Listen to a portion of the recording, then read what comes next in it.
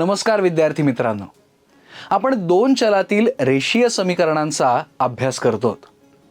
13x अधिक 8y बरोबर 147 हे पहिलं समीकरण, 8x अधिक 13y बरोबर 42 दुसरं समीकरण.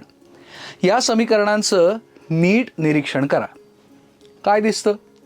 ही समीकरणं जरा मजेशीर दिसत आहेत.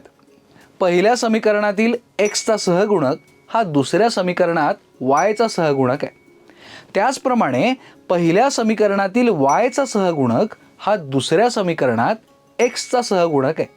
अर्थात या दोन समीकरणात x आणि y या दोन चलांच्या सहगुणांची अदलाबदल आहे. या प्रकारची समीकरणं सोडवताना या दोन समीकरणांची बेरीज आणि वजाबाकी केली तर आपल्याला तुलनेने दोन सोपी समीकरणं मिळतात.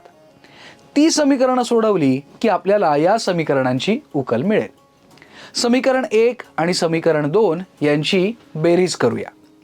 13x अधिक 8y बरोबर 147 पहिलं समीकरण अधिक 8x अधिक 13y बरोबर 42 दुसरं समीकरण बरोबर 21x अधिक 21y बरोबर 189. आता या समीकरणाला 21 नी भाग देऊया. म्हणून x अधिक y बरोबर 9 हे तिसरं समीकरण मिळालं.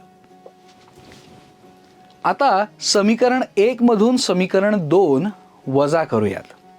13x अधिक 8y बरोबर 147 समीकरण पहिलं वजा 8x अधिक 13y बरोबर 42 समीकरण दुसरं. इथे चिन्ह देऊयात, ऋण ऋण आणि ऋण. यातून आपल्याला उत्तर मिळेल 5x वजा 5y बरोबर 105. आता या समीकरणाला 5 नी भाग देऊया. त्यामुळे आपल्याला मिळेल x वजा y बरोबर 21 हे चौथं समीकरण आपल्याला मिळालं. आता समीकरण 3 आणि समीकरण 4 यांची बेरीज करूया. x अधिक y बरोबर 9 अधिक x वजा y बरोबर 21. आता याची बेरीज आपल्याला काय मिळाली? 2x बरोबर 30. म्हणून x बरोबर 15. आता x बरोबर 15 ही किंमत समीकरण 3 मध्ये ठेवूया. x अधिक y बरोबर 9 हे आपलं तिसरं समीकरण आहे. म्हणून 15 अधिक y बरोबर 9 म्हणून y बरोबर ऋण 6. म्हणून x y बरोबर 15 ऋण 6 ही दिलेल्या समीकरणांची उकल आहे. हे उदाहरण कसं सोडवलं हे समजलं ना?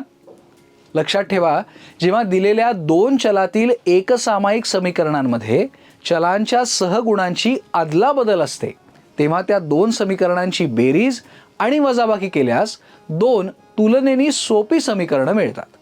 ही नवीन समीकरणं सोडवली की दिलेल्या एकसामायिक समीकरणांची उकल मिळते.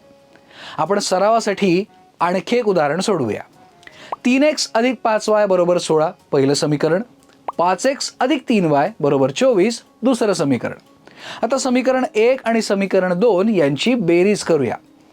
3x अधिक 5y बरोबर 16 अधिक 5x अधिक 3y बरोबर 24 याची बेरीज येते 8x अधिक 8y बरोबर 40. आता या समीकरणाला 8 नी भाग देऊया. म्हणून x अधिक y बरोबर 5 हे आपलं तिसरं समीकरण आलं. आता समीकरण 1 मधून समीकरण 2 वजा करूयात. 3x अधिक 5y बरोबर 16 पहिलं समीकरण वजा 5x अधिक 3y बरोबर 24 दुसरं समीकरण. इथे चिन्ह देऊयात, ऋण ऋण आणि ऋण. आता याची वजाबाकी काय मिळाली? ऋण 2x अधिक 2y बरोबर ऋण 8 हे आपलं चौथं समीकरण आहे. आता या समीकरणाला 2 नी भाग देऊया.